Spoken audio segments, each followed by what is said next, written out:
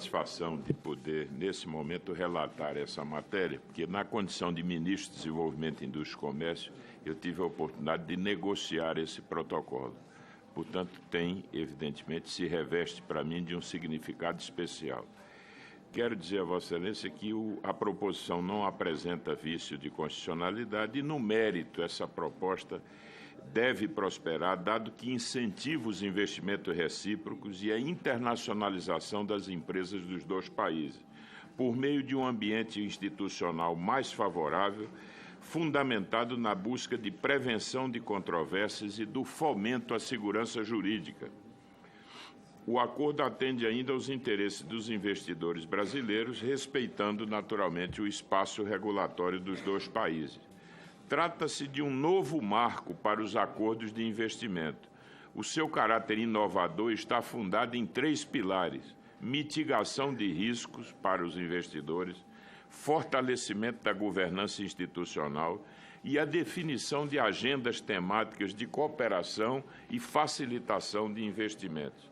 Essa configuração, a nova configuração desses acordos de investimento do Brasil, foi elaborada a partir de subsídios de importantes organismos internacionais e estudos dos mais atuais benchmarking e, sobretudo, a partir de amplas consultas ao setor privado brasileiro. Esse modelo permitiu, em curto espaço de tempo, que nós assinássemos vários acordos dessa espécie.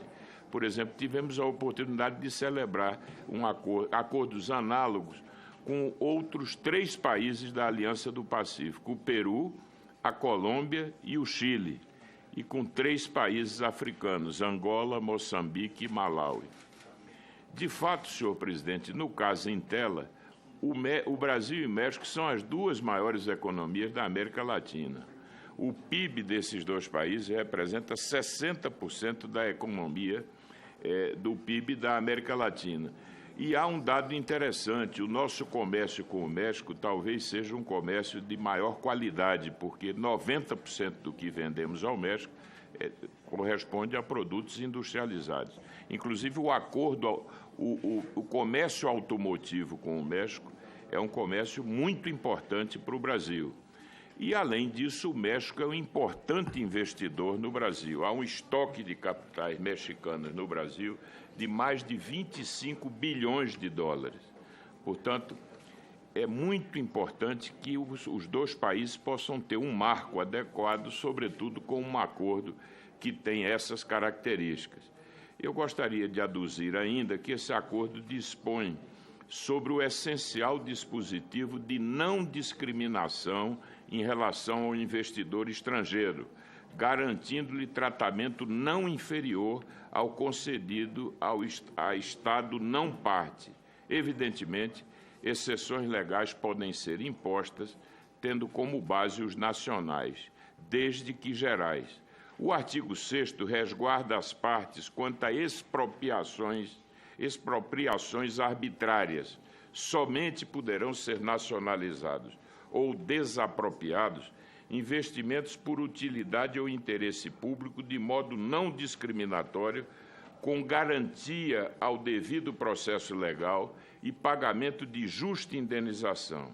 Além disso, medidas cautelares podem ser adotadas, é uma previsão do artigo 11º, bem como destinadas à proteção de segurança nacional, ordem pública e da ordem penal.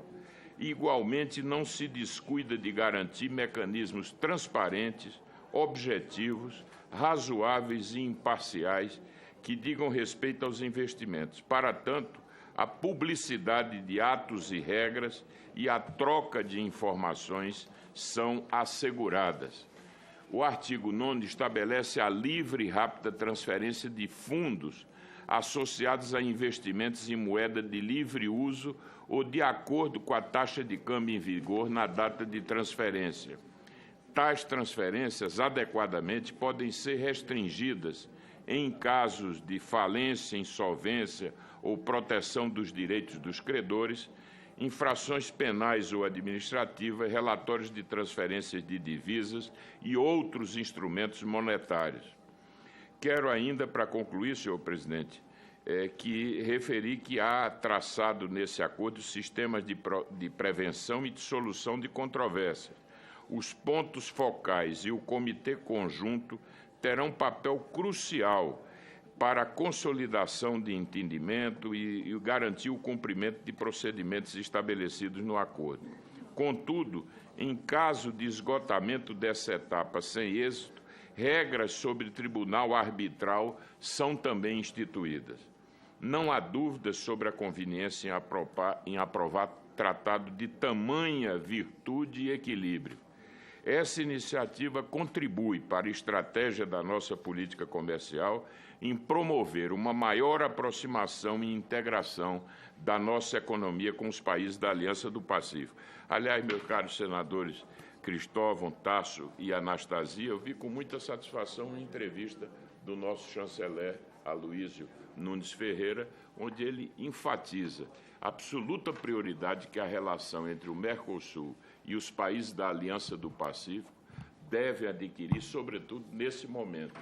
Portanto, esses acordos, que são acordos de nova geração na área de cooperação e facilitação de investimento, representarão instrumentos valiosos para que esse processo de maior adensamento das nossas relações possa se consolidar nos próximos anos. Por isso, o voto é favorável ao acordo. Muito obrigado. Muito obrigado a Vossa Excelência, senador Armando.